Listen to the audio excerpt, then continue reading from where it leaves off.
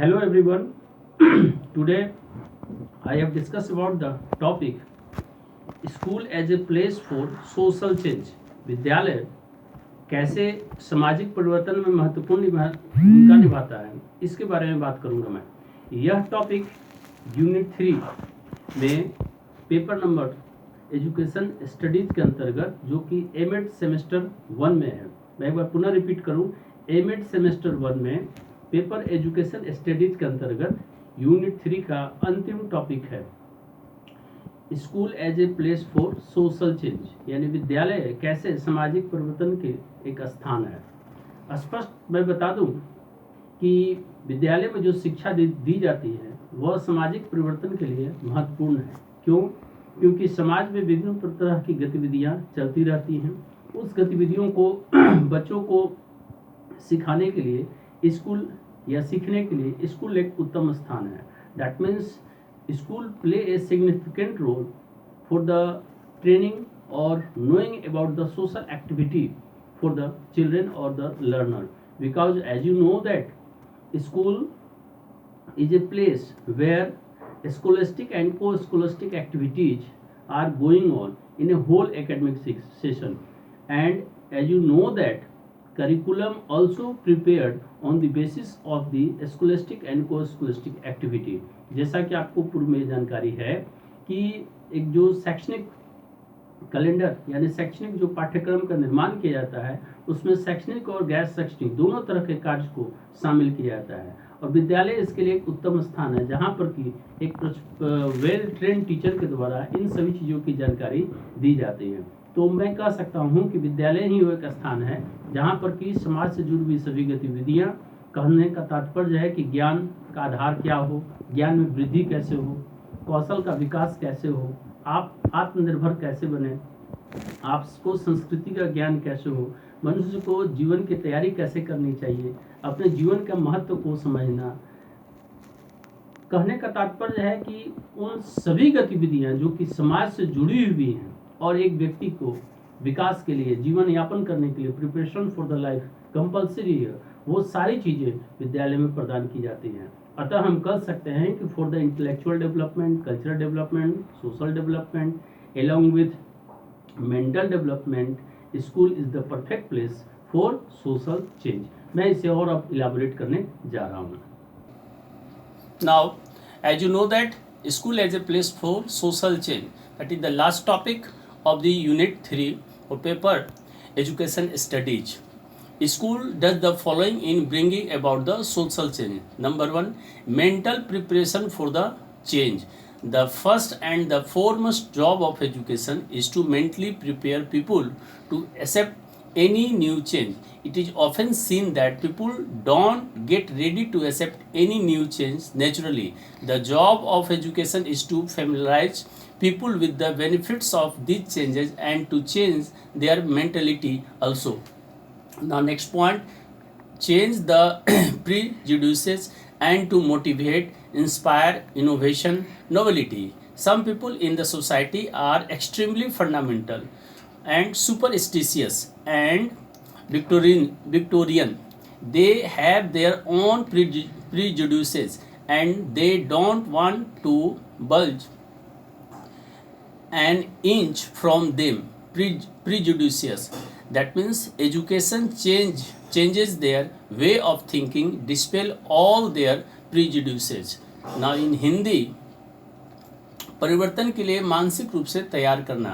शिक्षा का सबसे पहला और सबसे महत्वपूर्ण कार्य लोगों को किसी भी नए परिवर्तन को स्वीकार करने के लिए मानसिक रूप से तैयार करना होता है। प्रायः यह देखा जाता है कि लोग किसी भी नए परिवर्तन को सहज स्वीकार करने को तैयार नहीं होते हैं। शिक्षा का कार्य इन परिवर्तनों से होने वाले लाभों से लोगों को परिचित कराना और उनकी मानसिकता को बदलना होता है। नंबर 2, पूर्वाग्रहों को बदलना और नवीनता की प्रेरणा देना। समाज में कुछ लोग अत्यधिक रूढ़िवादी, अंधविश्वासी और पुरातनपंथी होते हैं। उनके अपने पूर्वाग्रह होते हैं और वे उनसे टस से मस नहीं होना चाहते। शिक्षा उनके सोचने विचारने के ढंग में परिवर्तन करती है, उनके पूर्वाग्रहों को दूर करती है। Now next, that is third point, to encourage new invention. Education makes a person speculative It motivates to think deeply over every situation and news, encourage accepting new changes. Number 4, helps in assessing, evaluating changes. Normally, most of the social changes are progressive in nature. They help the society in progressing, but there are certain changes which are regressive, which, if accepted, prove to be detrimental for the society. Now in Hindi, नवीन परिवर्तनों को प्रोत्साहित करना। शिक्षा मनुष्य को चिंतनशील प्राणी बनाती है।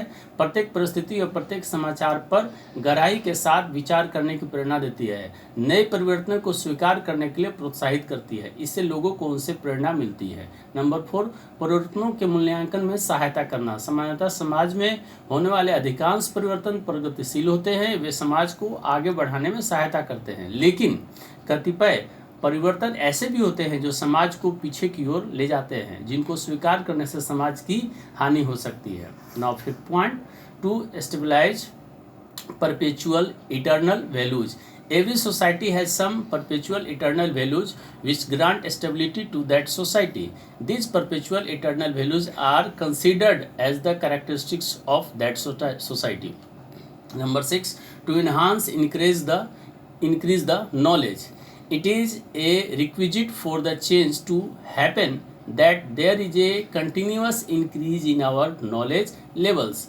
We can attain information about new changes only by the increasing our knowledge base.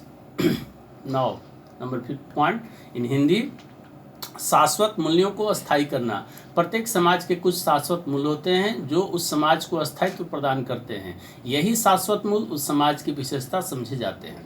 Next, ज्ञान में वृद्धि करना। परिवर्तन के लिए यह आवश्यक है कि हमारे पुराने ज्ञान में कुछ नया ज्ञान जुड़ता रहे, अर्थात हमारे ज्ञान में निरंतर वृद्धि होती रहे।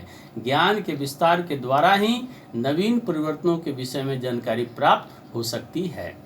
Now next point, number 7, not only transferring the culture but also changing and improving it. Societies culture is transferred to new generation through education, which facilitates perpetuity and sustainability, continuity in the society. But education's role is not only to transfer knowledge and culture, but to bring about desirable change and improvement in it. Thus, education is the founder, innovator, and director of social change. Number 8, roles involve unity, solidarity, and totality.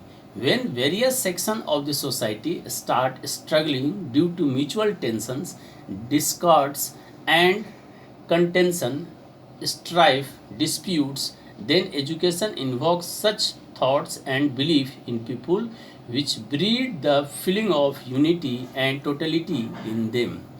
In Hindi, संस्कृति का हस्तांतरण ही नहीं, उसमें परिवर्तन और सुधार करना। शिक्षा के द्वारा समाज के संस्कृति का हस्तांतरण नई पीढ़ी को किया जाता है, जिससे समाज में स्थायित्व और निरंतरता आती है। लेकिन शिक्षा का कार्य ज्ञान संस्कृति का हस्तांतरण ही नहीं, अपितु उसमें वांछनीय परिवर्तन और सुधार लाना भी है। इस प्रकार शिक्षा सामाजिक परिवर्तन की जन्मदाता, प्रवर्तक और निर्देशक है।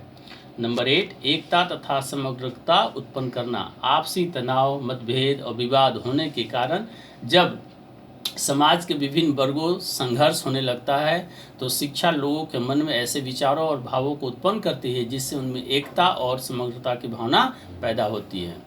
Number 9, promulgate human as well as social relation.